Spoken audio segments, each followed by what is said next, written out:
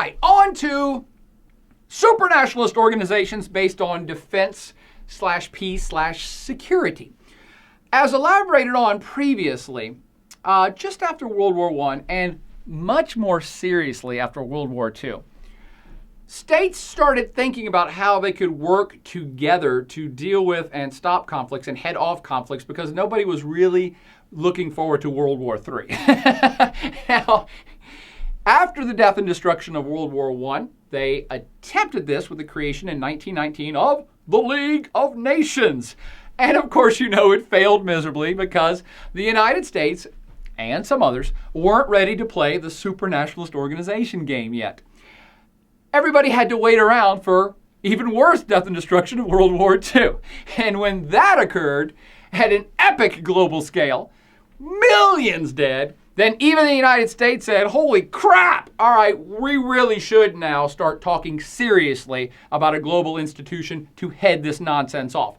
And therefore, even the United States supported the creation of the United Nations in 1945. Now, the main goal of the United Nations and organizations like it is to provide a common forum for all states to talk to each other, give everyone an equal voice in a controlled, peaceful forum where every state can weigh in on the issues of the day and express their opinions and figure out ways to solve these situations, again, primarily before they turn into bloody conflicts. Now, of course, to do this, you're going to have to create some institutions and some structures and some committees and subcommittees, and you're going to have to make some laws that everybody follows, and therefore if they break them, you're going to need some way to enforce those laws and some sort of justice system.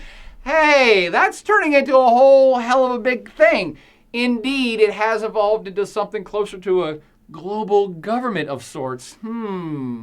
That seems to be a hell of a lot more than just keeping the peace, which was its original easy mission. That's right, it is. And other countries in the world have actually thought of other ways to prevent conflict that ain't quite so complicated. Other ways which are not focused on the promise of peace, but the threat of annihilation, or at least the promise of pain if a conflict were to break out. Now, this has some historic precedent too. Back in the day, countries would sign agreements with each other all the time in order to prevent conflicts.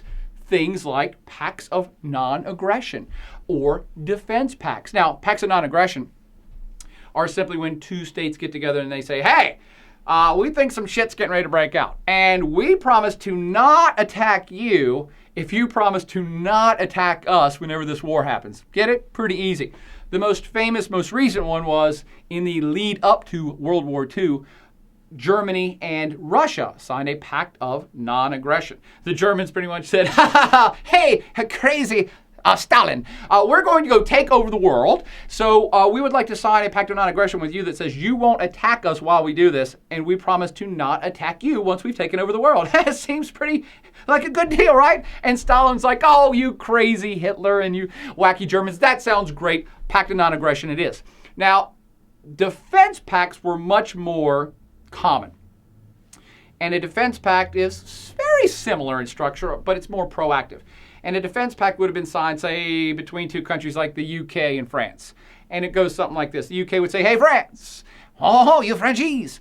Once you get attacked, if you are attacked in a war, we promise to come help you. If you promise to come help us if we're attacked. Got it? Mutual defense pact. Yeah, we're going to help each other out. And actually, it was these multitude of defense pacts which were signed by all the European powers with each other, which actually started World War I. There were so many of these contracts out there that once the Austro-Hungarian Empire was attacked, every single person in Europe was pulled into the war simply by everybody calling in their defense pact contracts. And it was like, holy crap, we're over here on the other side of Europe, but we've been pulled into World War I. Yeah, that's kind of how it happened. Because all of these things were based on the idea that a strong defense will discourage conflict from occurring. I mean, really, who wants to start a fight they can't win? So you might fight one country and be able to take them one-on-one, but if they're in a defense pact with like 10 other countries, well, holy crap, you're not going to go attack 10 countries. So that is the concept behind both of these non-aggression and defense pacts.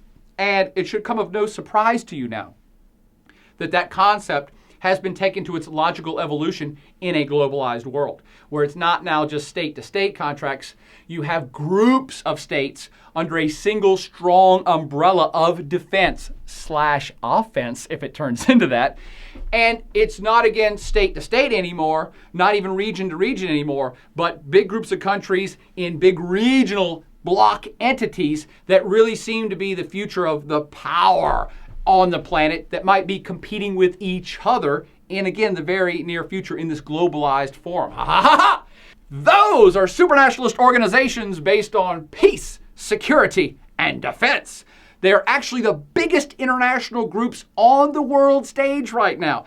They are certainly the most military powerful players on the world stage. So let's look at the kind of most important, biggest ones, like NATO, the old defunct Warsaw Pact, the SCO, and indeed the United Nations, specifically focusing on the internal operations of the UN Permanent Security Council. Let's see how all of these groups have shaped the world of today that we live in and are continuing to shape the future of peace and power on the planet.